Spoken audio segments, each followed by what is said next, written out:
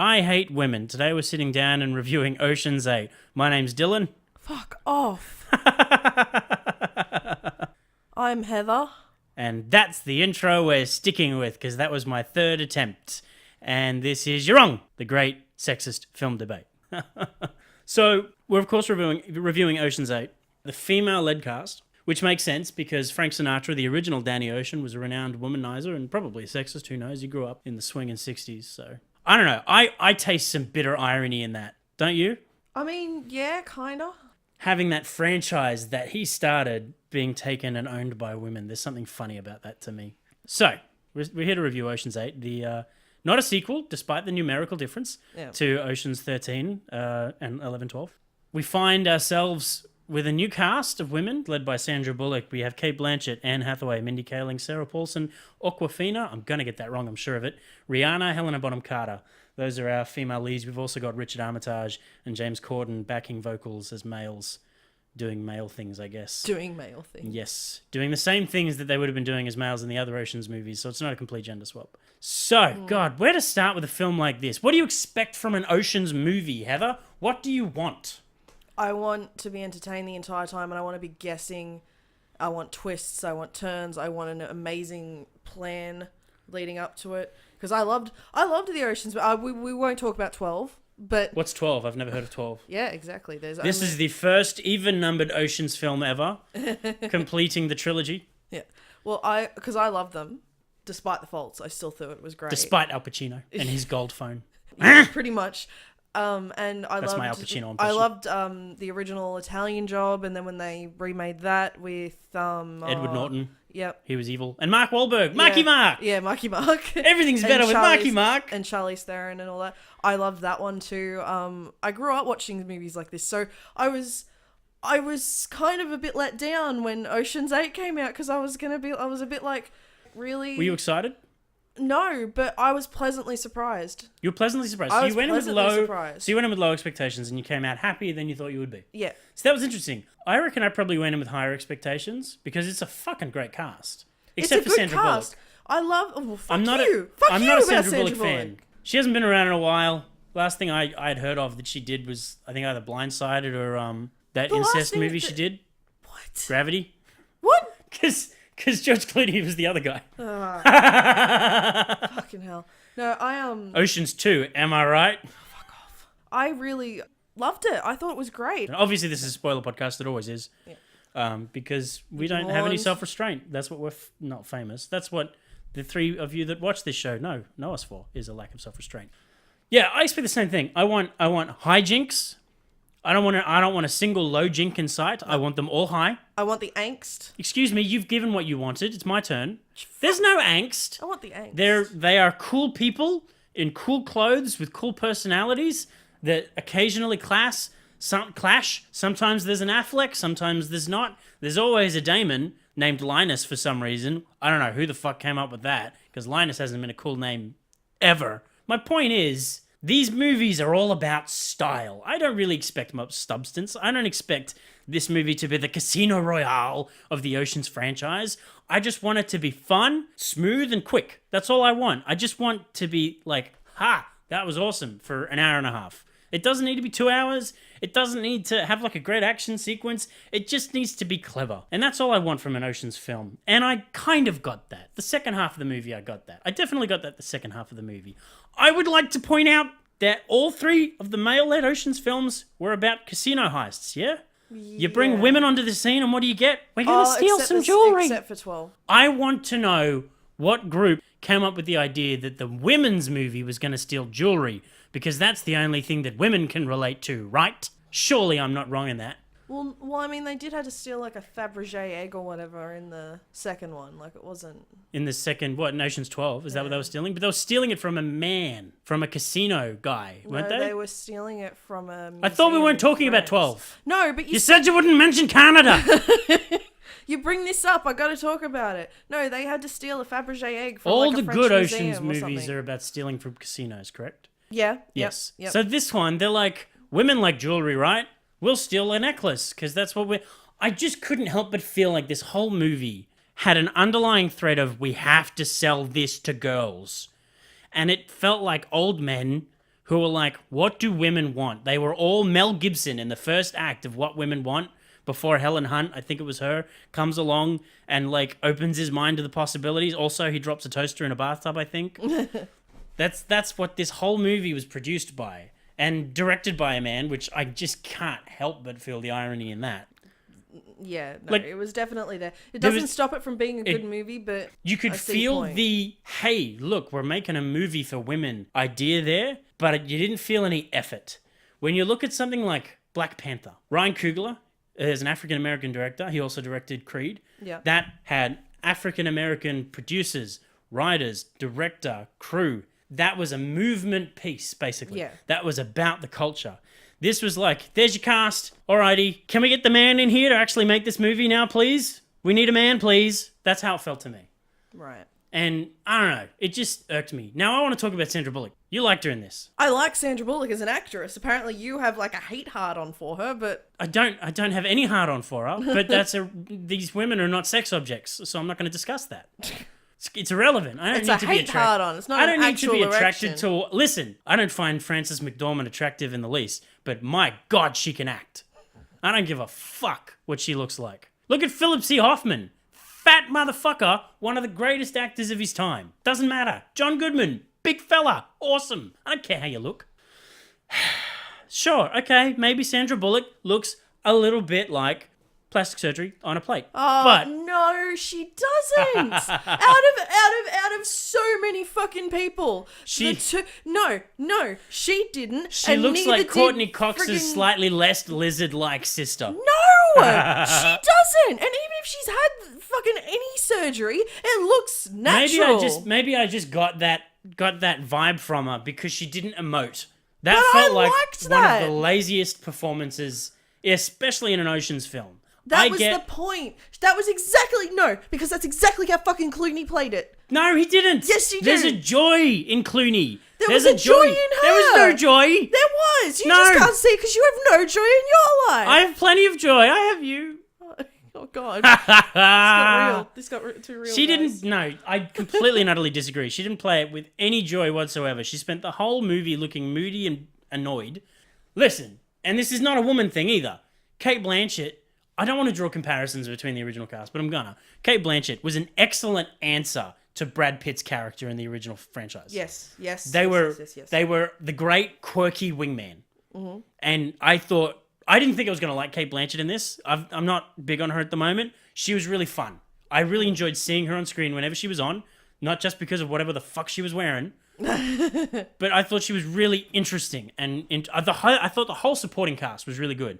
I didn't give a shit about Rihanna. I didn't give a shit about Helena Bonham Carter. I don't really like either of them as actors, but they both gave great performances. I thought they were a really good ensemble. It's only Sandra Bullock that let me down. You disagree? I disagree. I think that maybe Hit me with another argument, but then we'll move on. I just don't. I don't. can't spend forever I on can this. agree that she didn't give the strongest performance. I can definitely agree on that. But I think that she played I think it was a mirror thing of how Clooney was. But I completely analyze. You are 100% no, incorrect. I am not. You're wrong. The great film debate. All right, listen, you can't use that against me. Ha.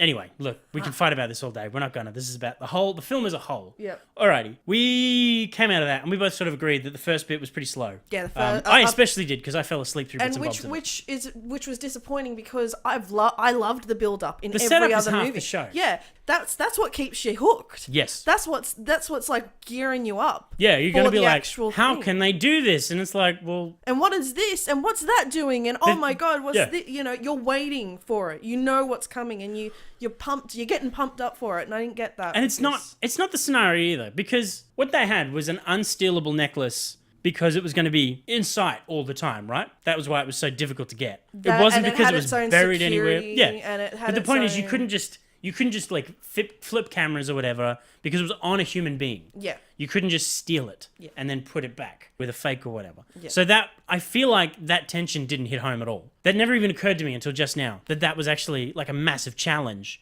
They were just like, yeah, you want to do, and then you know why? You know why it never occurred to me? Because Sandra Bullock was like, How did you not get it? Because as soon as she's in the bathroom, as soon as Anne Hathaway's in the bathroom, You're because skipping. the whole thing to to get the necklace off her is because it's got its own SWAT team because of how expensive it is, and to insure the damn thing. So she goes in. She goes into the bathroom. Sandra Bullock's character is that she's meant to be able to be seen at all times. That's the other thing. She has to be seen at all times. Yeah. Then so she's outside the bathroom and she stops the guards from going in because it's a woman's toilet. Somebody else is in there, gets the necklace.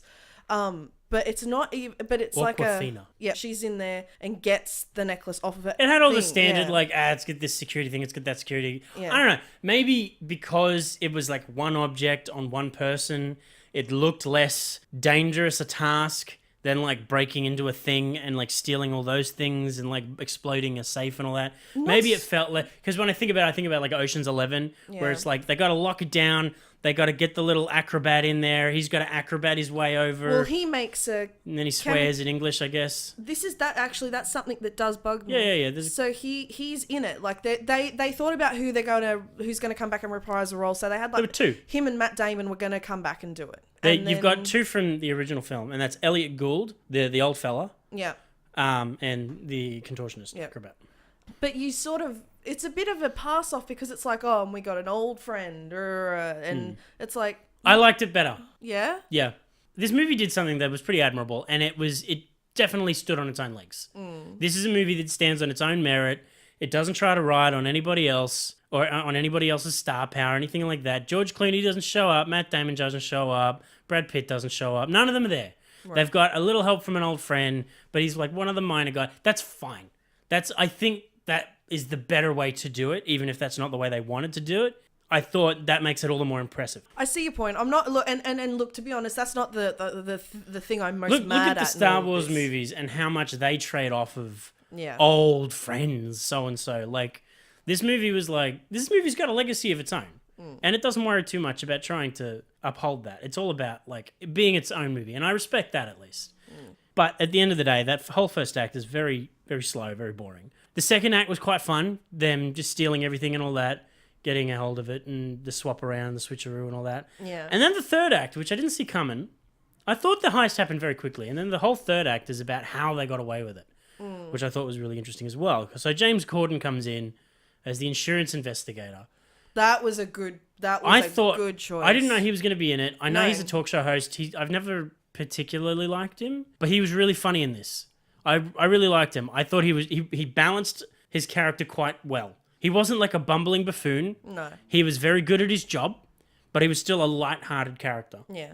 So he meets with Debbie Ocean. Yeah. Well, he's got a history with the Ocean family. That's the whole thing. Yeah, it's like she's like, oh yeah, I know the guy. He put my dad away 3 times. He put Danny away twice. So she goes and meets him somewhere, and he's like, is it the whole family? Yeah. Is it like hereditary? What is it? They've got an aunt who's like in accounting or something. Yeah. That was a good plot. It gave you, because he wasn't really stupid. He knew. No. He knew what happened. He just and he also knew better it. than to try and get him. Yeah. He's just like, all right, you got to work something out of you because I'm never gonna catch you. Yeah. You're smiling at the camera the whole time. Can't identify anybody else involved. Blah blah blah. That was really good. I thought that last act was really interesting. And it was real life too, because that. You know, it's a movie spin on it, but there would be a mass insurance thing. Yeah, there would be a huge, like they would just arrest people. Like it would happen. It would be a lot more serious than how they played in the movie, but it would happen. You wanted to talk about a Kardashian problem? So, and this, by the way, this goes to my argument that a very large group of old fat white men had a big discussion about what needs to be in this movie to sell it to the chicas. No, I reckon that friggin' their mother just went straight to them and the Kardashian mother, whatever. No, like apparently when I went back and looked it up, it seemed that both the Jenner sisters were there, but I couldn't see them, and I noticed other actresses because they're in it's a big thing where all the actors and actresses come in. A big gala. And you see like Katie Holmes is in there, and like there's a show of actors and actresses. But for the love of fucking Christ, the amount of times I saw Kardashian coming up and the camera, which one? It wasn't focusing. Kim Kardashian. Right. Yeah, and I just got mad because I'm like, how many others could you show? Heather, you have a vagina. You understand the appeal of the Kardashians, don't you? Oh, it was absolute, I would not have been able to respect it. It was absolutely, like, it was just doing my head in, and then like when they get evacuated, that's when they pan to maybe a few other actors and actresses. You know, the people with talent. It just bothered me. I don't, maybe like it just seemed like a bigger thing than it was, but it just pissed me the fuck off. All right, final thoughts on the film. Worth the watch. I'd see it again. I'd give it like a solid I'd give it a 3 out of 5. I'd give it a solid 3, but I'd give it like a -3. Like you give it no. Not like -3 as in the numeral, but like 3 in a negative light. Just listen. Your 3 is glass half full. My 3 is glass half empty. Yeah, you hear me? I can think of like 40 actors that could have done a better job than Sandra Bullock for the Danny Ocean substitute. I shouldn't call it a substitute because they didn't really do that. No, it wasn't about a substitute. That's a character placement, and they did want to mimic. She's it, Ocean, but but she's really not. And I guess I would have liked, even if that was an attempt at like George Clooney-esque, I think maybe I would have liked something a little more different. Maybe don't try to be like him. Like be different. You're his sister. You're not his twin. You can be different. You can. But you can take a new shot at the franchise with this. I thought so. And the whole first like 30 minutes of the movie, boring as batshit. Other than that, yep, the middle was fun. The end was fun, but it was not a particularly interesting film. It didn't shock me or surprise me. There was a little twist at the end, but really I should have seen it coming if I'd had my brain switched on. Yeah. If you like these kinds of movies, you will be disappointed with the first half, but it's worth watching once. It's definitely worth watching once. I won't go back to it. I would. Unless I have to. Alrighty, guys. Thank you for watching. If you enjoyed this, even if you didn't, go ahead, like and subscribe and all that good shit. Check us out on Facebook and on our website, secret-source.media, and Instagram. And yeah, we'll see you guys next time. Bye. Laters.